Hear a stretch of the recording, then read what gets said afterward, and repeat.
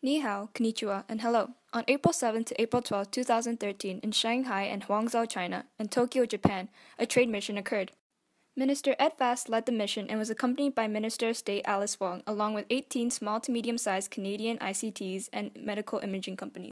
The ministers met with Chinese and Japanese officials to discuss certain sectors of trade. These sectors include ICTs, enterprise solutions, mobile applications, and medical imaging. The goal is to grow trade ties to China and Japan, which showcase Canada's expertise on trade missions. This process would also increase their exporting to be larger and have faster growing markets. China is continually playing an important role in the world's ICT markets. They have the largest telecom market and they have the largest internet users in the world. Japan is the world's second largest ICT market and they continue to strive for growing overseas expansion of Japanese companies. Business partnerships will be established with key local companies. For example, Canada may be able to increase their exports to Canada by as much as 67%. Japan's market size is over $900 billion, which is more than half the size of Canada's GDP. Thus, it will provide endless opportunities for Canadian companies with innovative technology.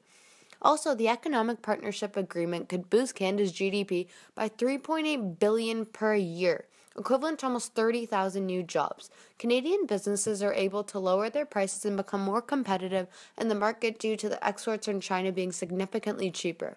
Considering Shanghai is the world's largest city, it can influence Canadian businesses by broadening their outlook on commerce, finance, and technology, and expose Canadians to the growing Asian market.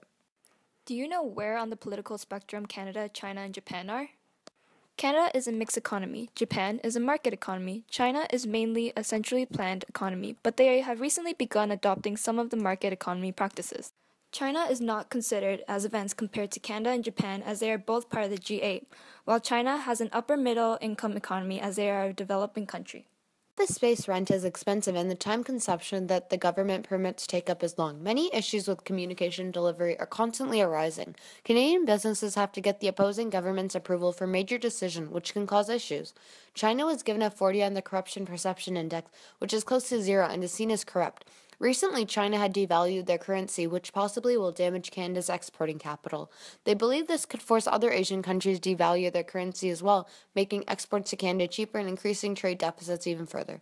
Japanese companies do not welcome new competitors. There is a dense network of procedures in Japan that Canada does not require. Japanese customers have a very different taste and can cause the company to reevaluate their product. There are also many cultural differences that can cause a lack of communications. Japan is known for their traditions of gift-giving, and which sometimes can be seen as borderline bribery and corruption. Damien Chen spoke to the minister about how the mission resulted in a meeting with a mobile telecom group in Tokyo to start their first collaboration together. Today, the company has a location in Tokyo. Jai Jen, sayonara, and goodbye.